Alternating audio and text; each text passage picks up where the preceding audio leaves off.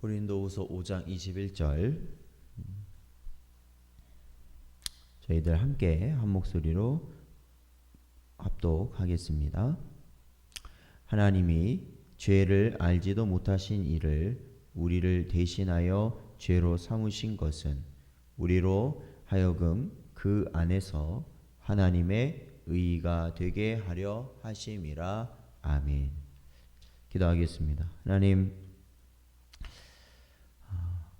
죄악 가운데서 죽을 수밖에 없는 저희들을 주 예수 그리스도 안에서 살리시고 예수 그리스도께서 이 땅에 하나님으로서 또한 참 사람으로서 이 땅에 오게 하심으로 우리의 구원을 완성시키시는 모든 은혜를 베푸신 것 감사드립니다. 저희들이 예수님의 모습을, 예수님에 대한 지식을 저희들이 찾아가고 알아갈수록 저희의 심령이 새로워지게 하시고 늘 하나님 아버지의 은혜를 의지하며 살아가는 우리 모든 성도들 되게 하여 주시옵소서. 간절히 바라옵고 예수님의 이름으로 기도하옵나이다. 아멘.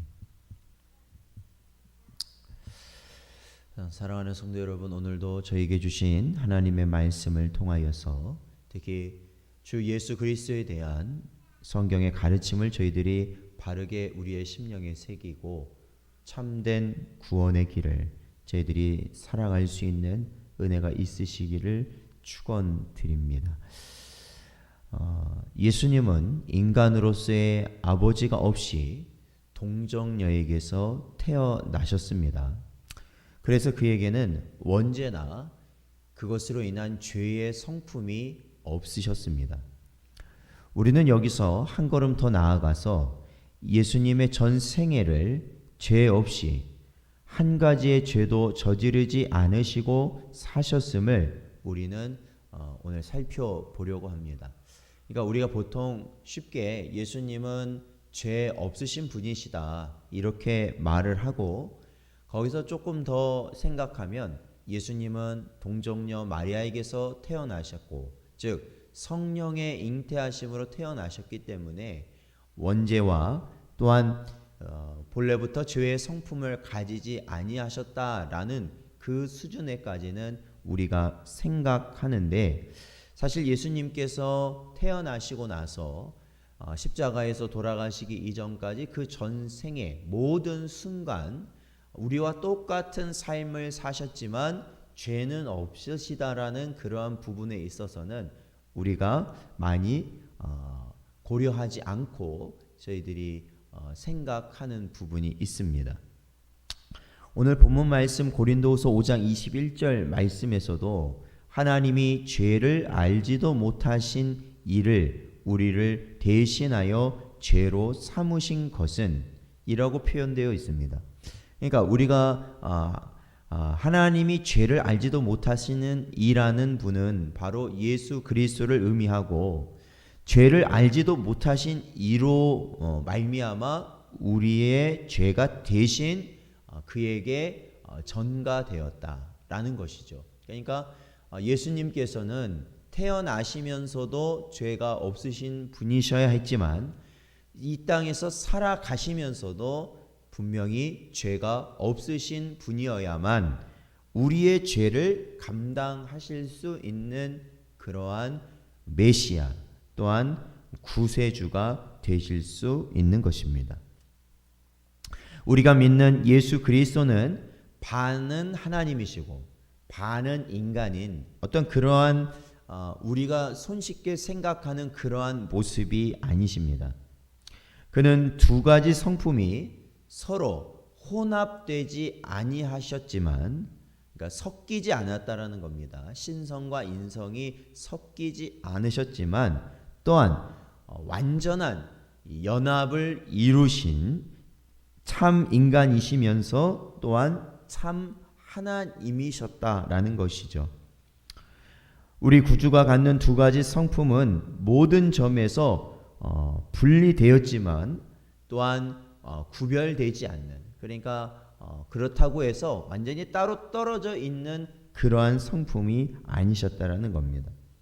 죄가 없고 완전히 흠이 없는 생을 사신 것이 예수님의 유일성 중에 하나입니다.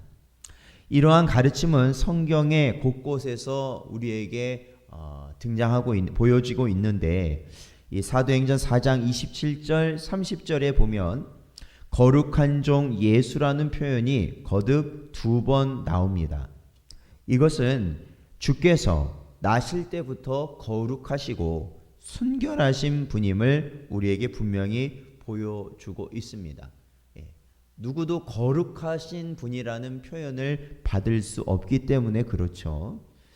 심지어는 예수님이 공생애 동안 사역을 하시면서 만났던 그러한 마귀들조차도 예수님을 하나님의 거룩한 자다라고 인정하였던 것을 보게 됩니다. 요한일서 3장 3절 말씀 보면 주를 향하여 이 소망을 가진 자마다 그의 깨끗하심과 같이 자기를 깨끗하게 하느니라 라고 고백되어져 있는데, 바로 그의 깨끗하심이라는 것은 우리를 깨끗하게 하실, 죄에서 건져주실, 우리의 죄를 사해 주시고 또한 우리의 모든 죄의 대가를 해결해 주실 예수 그리스도께서 바로 깨끗하신, 죄가 없으신 분이라는 그러한 증거가 되는 것이죠. 그렇기 때문에 우리를 깨끗하게 하실 수 있는 분이십니다. 그 외에 예수님을 심판했던 빌라도는 어떠했습니까? 그 빌라도는 자신이 예수님을 고발한 유대인들의 고발을 받아들여서 예수님을 재판정에서 신문하였을 때 예수님에게서 아무런 죄를 찾지 못하였다.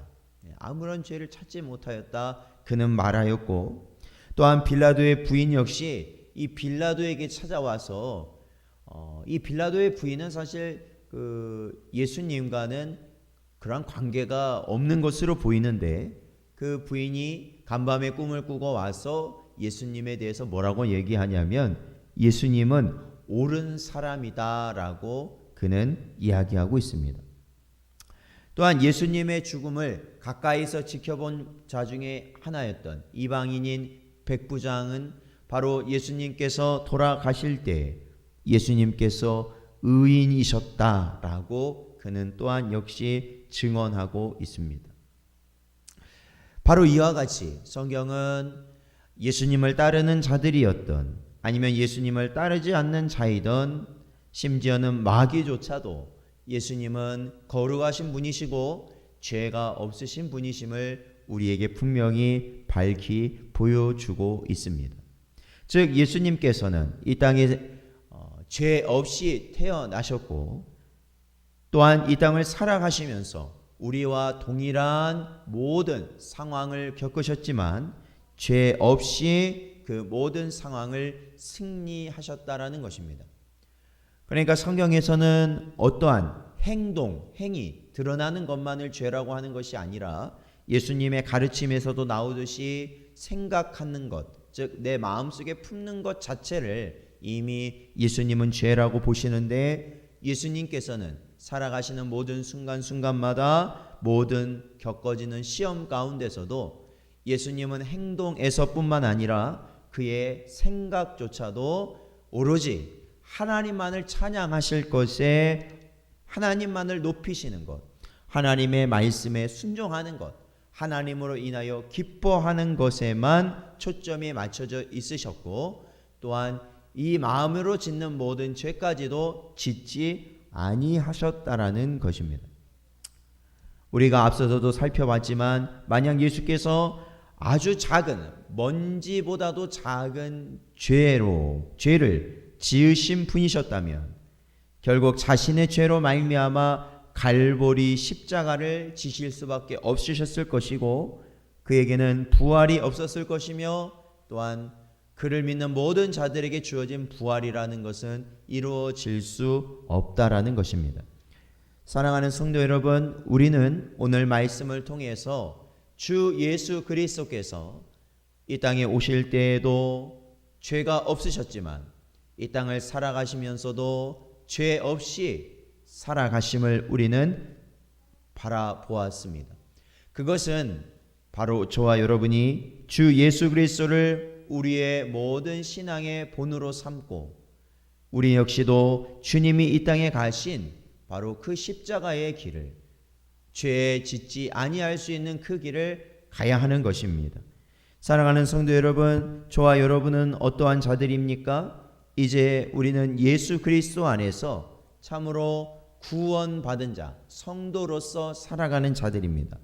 성도로서 살아가는 자들에게 하나님이 주신 은혜는 이제는 더 이상 사망의 법에 우리가 얽매이지 아니하고 생명과 성령의 법으로 말미암아 우리가 이 땅 가운데서 영에 이끌려 살아갈 수 있는 자들이라는 것이죠. 하나님의 성령에 우리가 이끌려 살아갈 수 있는 자들이라는 것입니다.